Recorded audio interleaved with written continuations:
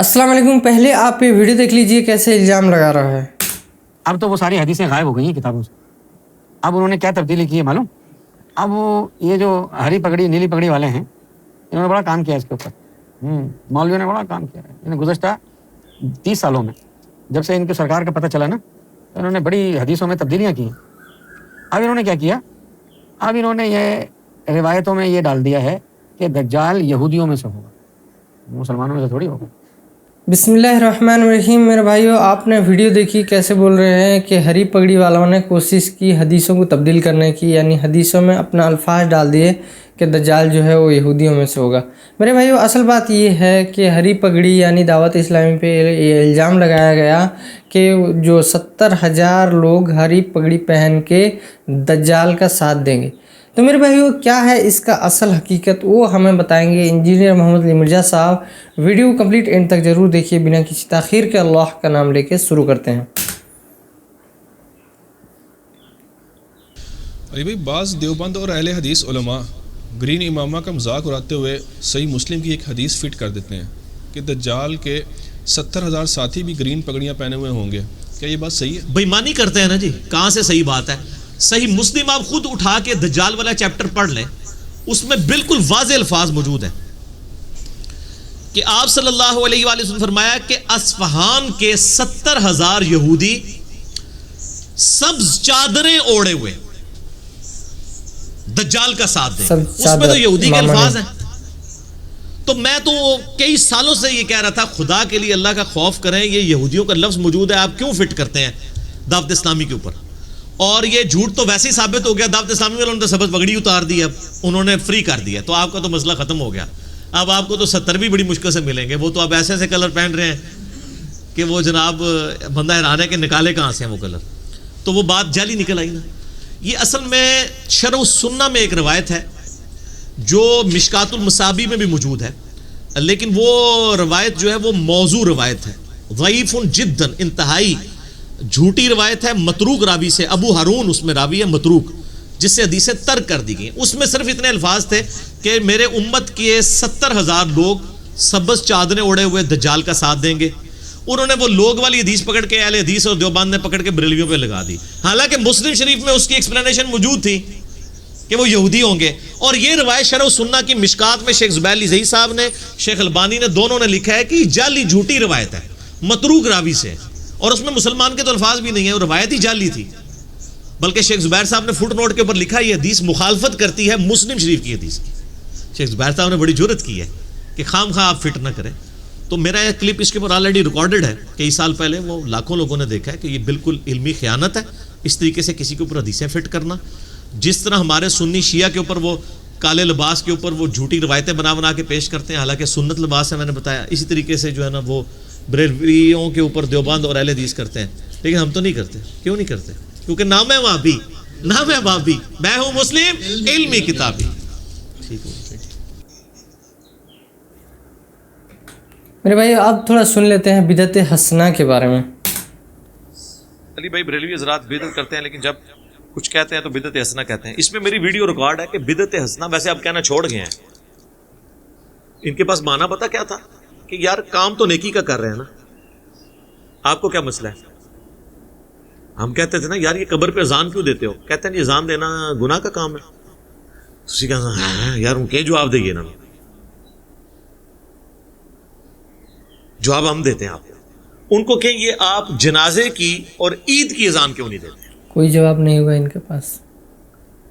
वो कहते हैं नहीं, नबी इस्लाम ने नहीं दी। तो क्या ये गुनाह का काम था जो अल्लाह के नबी ने नहीं किया? कहेंगे नहीं, बस आपने तालीम नहीं फरमाया। तो ये कब्र पे अजान कहाँ तालीम फरमाई है? फिर वो कहेंगे हैं ओ करेंगे हैं, उनको दियो ना अजान। और तो साढ़े डेफिनेशन मान ली है सर, हुजूर ने मना फरमा दिया। सही मुस्लिम में हदीस है 2005 नंबर, और ये हदीस के रावी हैं इमाम जाफर, और उन्होंने रवायत की है इमाम बाकिर से, और इमाम बाकिर ने रवायत किया है जाबिर बिन अब्दुल्लाह से। सुनिए हदीस कि नबी इस्लाम जब कभी भी जुम्मे या ईद या किसी और मौके पर तकरीर करते तो आपकी आंखें सुर्ख हो जाती, आवाज बुलंद हो जाती, जैसे कोई जर्नैल अपनी फौज को तैयार कर रहा। اور آپ فرماتے ہیں کہ میں اور قیامت اس طرح ساتھ بھیجے گئے ہیں جیسے یہ دو انگلیاں. اور پھر آپ کہتے ہیں اما بعد فإن خیر الحدیث کتاب اللہ وخیر الہدی ہدی محمد صلی اللہ علیہ وآلہ وسلم وشر الامور محدثاتها وکل محدثۃ بدعہ وکل بدعۃ ضلالہ وکل ضلالۃ فی النار. کچھ الفاظ جامعہ ترمذی میں ہیں, کچھ سنن نسائی میں. آگاہ ہو جاؤ, سب سے بہترین کلام اللہ کی کتاب ہے, سب سے ہدایت یافتہ راستہ محمد صلی اللہ علیہ وآلہ وسلم کا ہے, اور سب سے بدترین کام وہ ہیں جو دین میں خود داخل کر دیے جائیں, اور وہ تمام کام گمراہیاں ہیں, اور تمام گمراہیاں دوزخ میں لے جانے والی ہیں. تو حضور نے منع ہی کر دیا, صحیح بات منع کر دیا کہ محمد صلی اللہ علیہ وآلہ وسلم کا طریقہ بہترین طریقہ ہوگا, اور بدترین کام وہ ہیں جو دین میں داخل کر دیے جائیں خود سے. بخاری مسلم دونوں میں حدیث ہے, من احدث فی امرنا ھذا فہو رد, جس نے میرے تعلیم کی بھی چیز میں کوئی چیز بدل دی یا اس میں چیز داخل کی وہ مردود ہے. تو فوراً آپ کو مثالیں دیں گے کہ جی یہ جو آپ نے لائٹیں لگائی ہوئی ہیں, ان لائٹوں کا دین سے کیا تعلق ہے میرے بھائی؟ ہوائی جہاز میں حج کرنے کا دین سے کیا تعلق ہے؟ ثواب تھوڑی بڑھ جاتا ہے. یہ دین کو سپورٹیو کام ہے, ڈائریکٹ دین نہیں ہے. ڈائریکٹ دین اس وقت ہوں گے جب آپ کہیں گے جو ہوائی جہاز پہ جائے گا اس کا حج ہوگا, جو نہیں جائے گا اس کا نہیں ہوگا. آپ بے شک گدھے پہ جائیں, آپ بے شک پیدل جائیں, یہ دین کو یہ سپورٹیو تو چیز. پہنچنے کا ایک ذریعہ ہے. کیمرے میں ریکارڈنگ دین کو سپورٹیو چیز.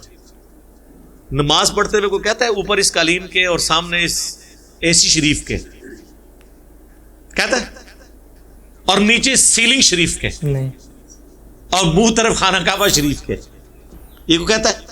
تو یہ دین نہیں ہے, دین کو سپورٹیو چیز ہے. تو حضور نے ان چیزوں سے تو منع نہیں کرنا تھا نا. وہ تو قرآن میں آیا کہ اپنے گھوڑے تیار رکھو, سورۃ الانفال میں آیا کہ اپنے گھوڑے تیار رکھو جنگ کے لیے. تو آج کے دور میں جب آپ یہ بات کریں گے تو اس سے مراد یہ ہوگا کہ آپ نے لیٹسٹ اسلحہ تیار رکھنا ہے, یہ تو نہیں گھوڑے تیار رکھنے ہیں.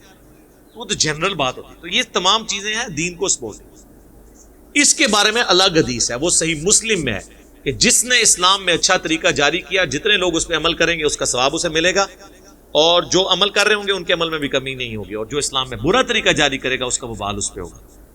اور انہوں نے وہ الفاظ ہیں سنتن حسنتن, بدعت حسنہ نہیں ہے, سنت حسنہ, سنت حسنہ. اور وہ حدیث پوری بیان کریں تو آپ کا مسئلہ بھی حل ہو جائے گا. پوری حدیث یوں ہے کہ نبی الاسلام نے کچھ نیو مسلم آئے جن کے چہرے پر بھی غربت کے آثار تھے. نبی الاسلام نے مسجد میں ممبر لگوا کے خطبہ دیا. آپ نے پھر قرآن پاک کی مختلف آیات تلاوت کی جن میں صدقہ اور خیرات کی ترغیب دلائی گئی. اینڈ پہ آپ نے کہا کہ اللہ کی راہ میں صدقہ کرو. ایک انصاری اپنے گھر گئے اور وہ اپنے گھر سے کافی سارا سامان ایک تھیلے میں اکٹھا کر کے, اور صحابہ کرام کہتے ہیں کہ وہ بڑی مشکل سے اس کو اٹھا کے لایا, گھسٹتا ہوا لا کے مسجد کے صحن میں رکھا. تو حضور علیہ السلام کا چہرہ مبارک اس طرح چمک اٹھا جس طرح کے سورج اور سونا, کیونکہ اس کی وجہ سے باقیوں کو بھی جیب ڈھیلی کرنے کی ترغیب ملی. پھر ایک اٹھا, دوسرا اٹھا, لا کے مسجد میں ڈھیر لگ گیا. حضور خوش ہو گئے. تو آپ نے فرمایا جس نے اسلام میں اچھا طریقہ جاری کیا, یعنی اچھا طریقہ کس نے؟ اس انصاری صحابی نے جو بارش کا پہلا قطرہ بنا. یہ آدھی حدیث لے کے اچھا طریقہ اور اسے پکڑ کے جو ہے وہ اپنے 12 ربیع الاول کے جلوس, کوئی اپنے 10 محرم کے جلوس, کوئی اپنے 1 محرم کے جلوس حلال کرنے شروع کر دیتا ہے. خدا کے لیے یہ طریقے کی بات. پھر کوئی جو ہے وہ حضرت عثمان کی مثال دیں گے, جی صحیح بخاری میں حضرت عثمان نے جمعے کی دوسری اذان شروع کروائی. سر کدھر نہیں لکھا, بخاری شریف کھول کے پڑھو. وہ دوسری اذان ان ایڈیشن ٹو 1 نہیں تھی, وہ 1 کے پیرلل 1 تھی, جیسے مکبرین ہوتے ہیں. وہ الفاظ ہیں بخاری میں کہ حضرت عثمان غنی رضی اللہ تعالیٰ عنہ نے مدینے کے بازار میں ایک اذان شروع کروائی, کیونکہ بازار تک آواز نہیں جاتی تھی. مسجد میں 2 اذانیں نہیں حضرت عثمان نے شروع کروائی, ایک ٹائم میں دونوں ہو جائے. جس طرح ہمارے بریلوی اور دیوبندی کرتے ہیں اور مثال دیتے ہیں حضرت عثمان کی. حضرت عثمان نے مسجد نبی میں 2 اذانیں نہیں دی, ایک ہی اذان دی, جس طرح اہل حدیث دیتے ہیں. یار بخاری شریف آپ خود تو پڑھ کے دیکھیں. میرے ابا جی جب وہ نئے نئے اس طرف آ رہے تھے نا, ظاہر ہے وہ تو کٹر بریلوی رہے, کوئی میلاد کی محفل نہیں ہوتی تھی جس میں وہ معنی خصوصی نہ ہو. تو تو ایک دفعہ جمعے کی دوسری اذان کی بات ہوئی, میں نے بریلویوں کی بخاری اٹھا کے ان کے سامنے رکھی, میں نے کہا یہ ذرا پڑھے نا. حضرت عثمان نے یہ جو دوسری اذان ہے یہ تو شروع کروائی تھی بازار میں, جس کا ایکویلنٹ آج کے دور میں سپیکر ہے کہ بازار تک آواز جا رہی ہے, یا جس سے زیادہ شوق ہے بازار میں اذان دے, مسجد میں 2 اذانیں کس بات کی. Right point.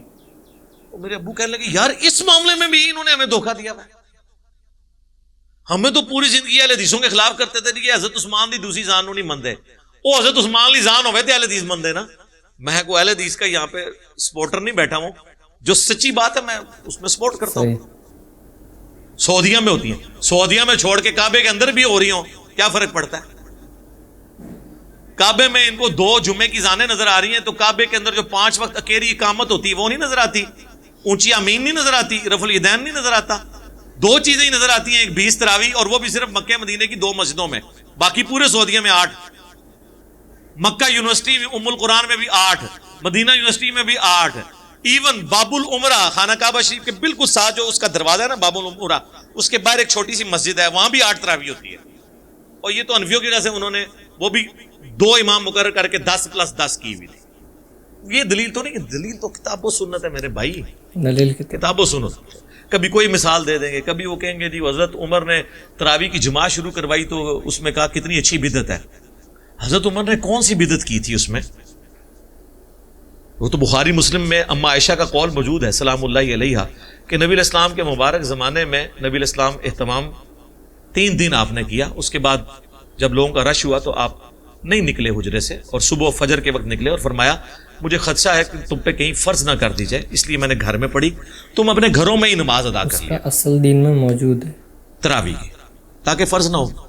اما عائشہ کہتی ہیں حضرت ابوبکر نے بھی یہ کام نہیں کیا, جو مسجد میں پڑھنا چاہتے تھے ٹولیوں کی شکل میں پڑھ لیتے تھے, جو گھر پڑھنا چاہتے تھے پڑھ لیتے تھے. پھر حضرت عمر کے بھی شروع کے سال اسی طرح گزرے. پھر حضرت عمر ایک دن مسجد میں آئے تو دیکھا کوئی ٹولیوں کی شکل میں یہاں جماعت کرا رہا ہے, کوئی یہاں پہ کرا رہا ہے, کوئی وہاں پہ کرا رہا ہے. تو بخاری کے الفاظ ہیں, انہوں نے کہا میں کیا یہ اچھا ہو کہ انہیں ایک امام کے پیچھے جمع کر دوں.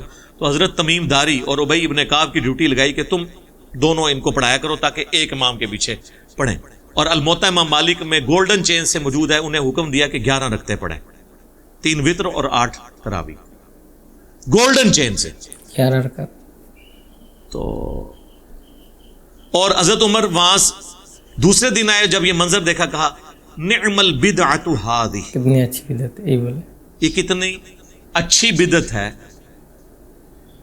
اب وہ کہتے ہیں نہیں اس کا مطلب ہے آپ جو مرضی کریں. پہلی بات ہے خلفاء راشدین کی تو سنت کی پیروی کا ہمیں حکم ہے, علیکم بسنتی وسنت الخلفاء الراشدین المہدیین. خلفاء راشدین کا وہ کام جس پہ صحابہ کا اعتراض نہ ہو وہ بدعت ہے ہی نہیں, وہ سنت ہے. ہاں جب صحابہ اعتراض کریں وہ اپنا ڈیسیژن بدل لیں, وہ الگ بات.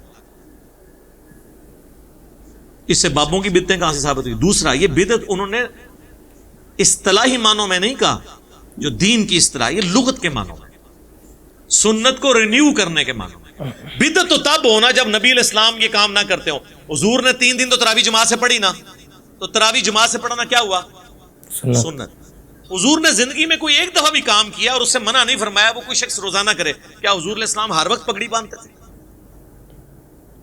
روزانہ پگڑی میں ہی نماز پڑھاتے تھے. لیکن الیاس قادری صاحب کو میں نے 40 سالوں میں بغیر پگڑی کے نہیں کبھی دیکھا. تو اب ہم یہ کہیں گے یہ بدعت کر رہے ہیں؟ نہیں, ٹھیک ہے, وہ چاہتے ہیں ہم روزانہ کریں, ٹوپی نہیں وہ پہننا چاہتے, ان کی مرضی ہے, وہ بھی سنت. لیکن ونس جب 3 دن حضور نے پڑھی تو حضرت عمر نے کوئی نیا کام نہیں کیا. حضور علیہ السلام بھی ایک امام تھے, آپ کے پیچھے لوگ مقتدی نماز پڑھتے تھے. حضرت عمر نے بھی دوبارہ ایک امام پہ متفق کیا بجائے ٹولیوں کی شکل میں. وہ ٹولیوں کی شکل میں کرتے تھے, کوئی ایک حافظ 10 بندے لے کے کھڑا ہو گیا اپنا ایک قرات. ظاہر ہے ہر بندہ ایک طرح کا تو نہیں نا, کہ کچھ لوگ کہتے ہوں گے ہم نے روزانہ کا اتنی صورتیں پڑھنی ہے, کوئی کہے گا اتنی پڑھنی ہے, تو ہر بندے کا اپنا ہے. اس طریقے سے اس سے وہ بدعت ثابت کر رہے ہوتے ہیں. تو اس طریقے سے بدعت ثابت نہیں ہوتی, بدعت حسنہ اور وہ یہ کہانی ہے صرف ان کی. تو میرے بھائی امید ہے کہ آپ کو یہ ویڈیو پسند آئی ہوگی اور بات سمجھ میں آئی ہوگی. اگر ویڈیو پسند آئی ہے تو لائک اور شیئر ضرور کیجیے اور ہمیں سپورٹ کرنے کے لیے سبسکرائب ضرور کیجیے. ملتے ہیں نیکسٹ ویڈیو میں انشاءاللہ. السلام علیکم ورحمۃ اللہ وبرکاتہ.